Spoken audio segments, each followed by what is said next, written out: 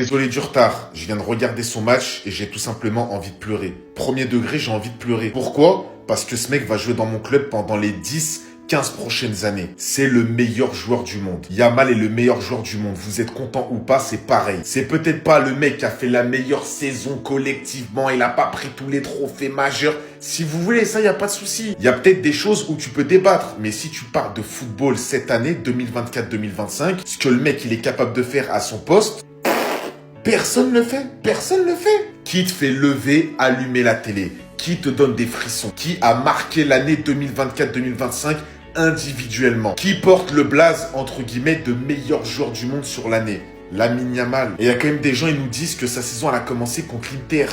Mais vous êtes des rageux, c'est pas possible. Le mec, il est en train de mettre le monde du football à ses pieds. Il y a les darons, ils le regardent. Les petits, ils le regardent, les bébés, ils le regardent. Et toi, tu vas nous dire que c'est pas le meilleur joueur du monde. Dès que le Barça, il joue, tout le monde regarde. Déjà, à l'époque, tout le monde regardait, mais là, aujourd'hui, tout le monde regarde pour qui? Pour Yamal. Les gars, avouez-le au bout d'un moment. Et cette année, il va encore vous traumatiser. Ma parole, il va encore vous choquer. Là, vous l'avez critiqué tout l'été, mais vous n'êtes pas prêts. Le match qu'il a pondu aujourd'hui, vous n'êtes pas prêts encore. Vous allez voir en championnat, en Ligue des Champions, en Coupe du Roi, ce qu'il va faire encore. Là, il vient d'avoir le numéro 10. Oh là là là là, mais vous n'êtes pas prêts, en fait. Même s'il prend pas le ballon d'or, il a plus que le temps d'en prendre des ballons d'or. Il a 18 ans seulement. Même les classicos cette année, tout. Ah, vas-y, ça va être un truc de fou. Aujourd'hui, Lamine Yamal, un poteau, 2 buts. En une mi-temps. Lamine Yamal aujourd'hui a fait tout ce qu'il fallait. Tu l'as revu venir défendre pour aider Koundé. Tu l'as vu offensivement tenter des bonnes choses avec Koundé. Les automatismes avec Jules Koundé, c'est quelque chose. Aujourd'hui, Lamine Yamal était excellentissime. Il te met un doublé, il arrive à te faire des dribbles exceptionnels, il arrive à ramener du danger, il perd pas trop le ballon, il arrive à combiner avec des petites talonnades, il a cette bonne vision de jeu, il tente des extérieurs, il a tenté des choses. Tout n'est pas passé, bien évidemment. Mais aujourd'hui, c'est une top prestation de Lamine Yamal. Mais pour tous ceux qui disent ouais, il va gâcher sa carrière avec des sorties, je ne sais quoi, laissez-le vivre. Le gamin est jeune, le gamin est en vacances, il a 2 mois de vacances. S'il y a des gens qui doivent parler, c'est les supporters du Barça. Se mêler tout le temps de la vie privée de quelqu'un, de le prendre en grippe parce que tu le détestes ou autre, à un moment donné c'est trop. Laissez le gosse vivre. Ce que les supporters du Barça lui demandent, c'est d'être bon sur le terrain. Que quand la saison elle a commencé, ça y est, t'es de retour pour la saison, t'es de retour sur le football.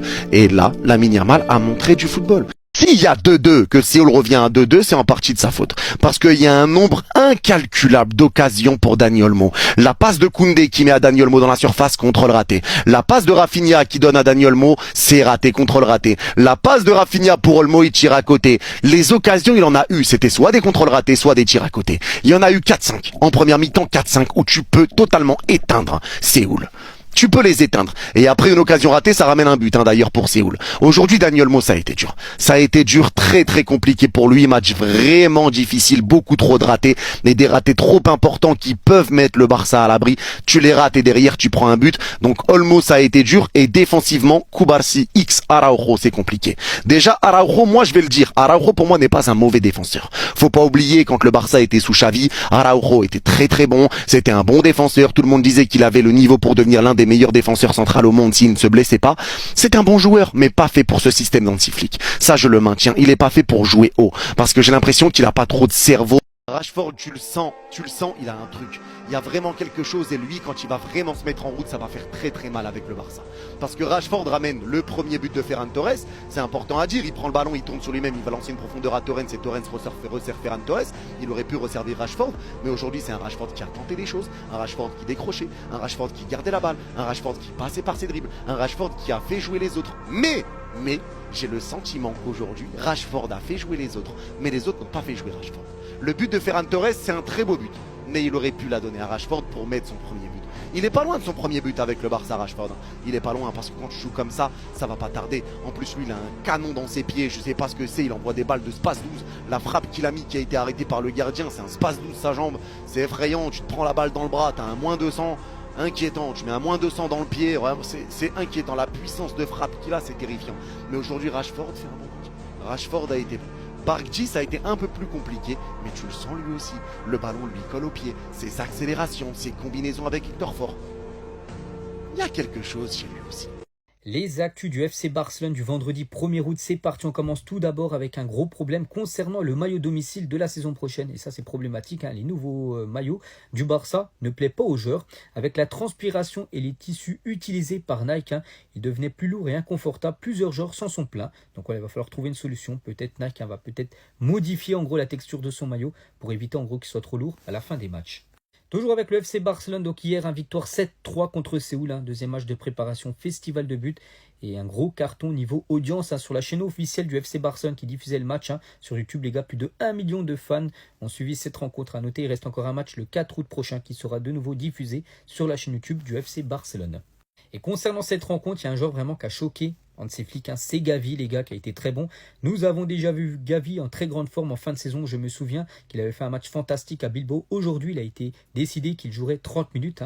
En tant que capitaine, il s'intègre parfaitement et c'est ce que nous attendons de lui. Il motive toujours l'équipe et c'est ça le niveau que nous attendons bien sûr de Gavi. Et on finit avec la dernière recrue, bien sûr, Marcus Rashford, deuxième match, deuxième victoire. Merci Séoul pour cet amour. À noter que Rashford a été décisif avec une passe D lors de cette victoire 7-3. Aujourd'hui, je le dis, je le répète, je l'avais dit, je le répète encore, Gavi est un top player. Et Gavi peut faire une top saison. Parce qu'aujourd'hui, le match de Gavi, il y en a qui vont me dire, mais c'est Séoul, calme-toi, t'abuses. On me disait la même chose sur les matchs de préparation de la saison dernière et regardez la saison qu'a fait le Barça.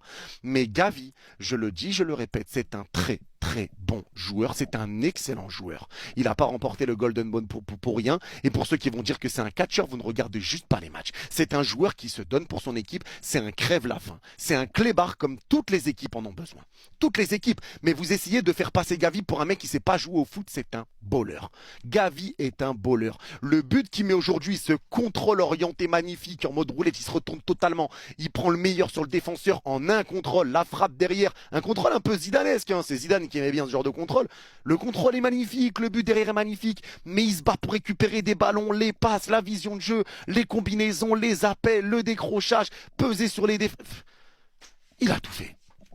Gavi a tout fait, Gavi a tout fait. Et moi, j'oublie pas la saison qu'il faisait avant de se faire les croisés, où il était exceptionnel et avec le Barça et avec l'Espagne. Gavi est un très bon joueur et il a fait un très bon match aujourd'hui. Très bon match. Torrens a été bon, Christensen ça a été... Dani Olmo dans l'axe de 25 mètres, Dani Olmo, la passe dans la surface, à la Yamal, la frappe, oh le poteau, c'est repris derrière, et l'ouverture du score pour le FC Barcelone, elle est signée Robert Lewandowski. Lamine à droite au 25 mètres, Lamine pris par deux joueurs. Le crochet externe de Lamine, super talonnade, ça va être dévié, ça revient sur Lamine au 25 mètres. Frappe de Lamine, frappe de Lamine, Lamine qui vient doubler la mise pour le FC Barcelone.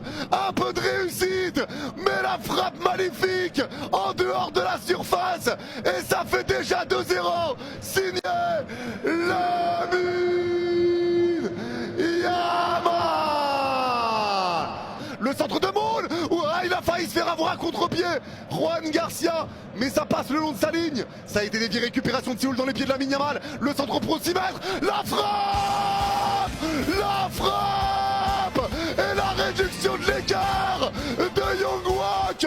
Cette frappe premier poteau 6 mètres, super pressing sur Lamine Yamal, le centre magnifique et la reprise. Juan Garcia est battu, il peut rien faire, c'est un missile. Pour Anderson qui va lancer une profondeur, ça c'est très bien fait, ça va être récupéré dans la surface, côté gauche, la frappe, l'égalisation, signé Yazan, qu'est-ce qu'il fait aussi haut, superbe égalisation, Séoul revient, après avoir été mené 2-0, ça fait 2 partout, et c'est signé Yazan, et quelle combinaison.